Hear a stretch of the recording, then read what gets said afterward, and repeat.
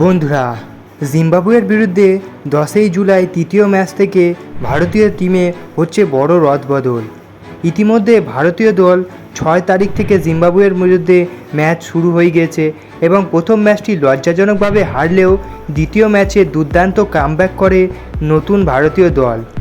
বন্ধুরা, তোমরা সকলেই জানো যে ভারতীয় দল টি-20 বিশ্বকাপ জেতার পরে জিম্বাবুয়ের বিরুদ্ধে টিম বিকে পাঠিয়েছে।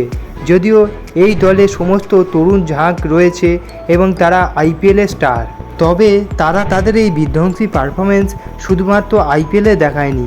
জিম্বাবুয়ের বিরুদ্ধে দ্বিতীয় ম্যাচটিতে শক্তি প্রদর্শন করেছে সমস্ত যুব তারকারা।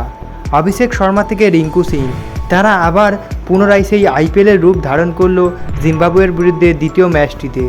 তবে তৃতীয় ম্যাচটিতে তাদের জায়গা নিয়ে শুরু হয়েছে সংশয়। আসলে বন্ধুরা, ঘটনাটি কি এই ভিডিওতে আমরা সেটাই দেখে নেব, তাই তোমরা ভিডিওটি শেষ পর্যন্ত দেখো।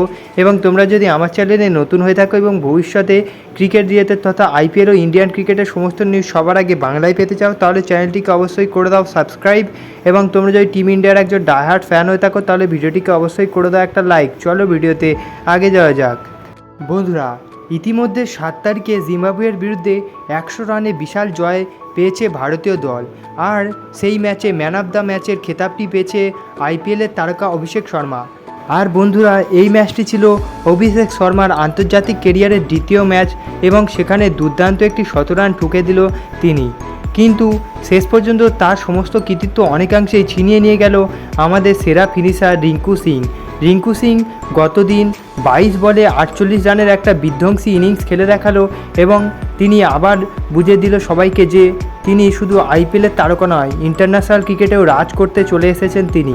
তবে বন্ধুরা, তৃতীয় ম্যাচটি থেকে ভারতের শক্তি আরও বাড়ছে, কারণ সিনিয়র দল থেকে সঞ্জু স্যামসন এবং যশস্বী জয়সওয়াল দুজনেই এই সিরিজটিতে যোগদান করে দিয়েছে ইতিমধ্যে। তবে বন্ধুরা, ম্যানেজমেন্টের মাথা ব্যথা বেড়ে উঠেছে, কারণ কোন জায়গায় তাদেরকে খেলানো হবে। কারণ অভিষেক শর্মা দুরন্তভাবে সিরিজ শুরু করেছে এবং একটি শতরান করে দিয়েছে এবং যশস্বী জয়সওয়ালও ওপেনিং পজিশানে খেলে, তাই অভিষেক শর্মাকে তো সরিয়ে যশস্বী জয়সওয়ালকে খেলাতে পারে না।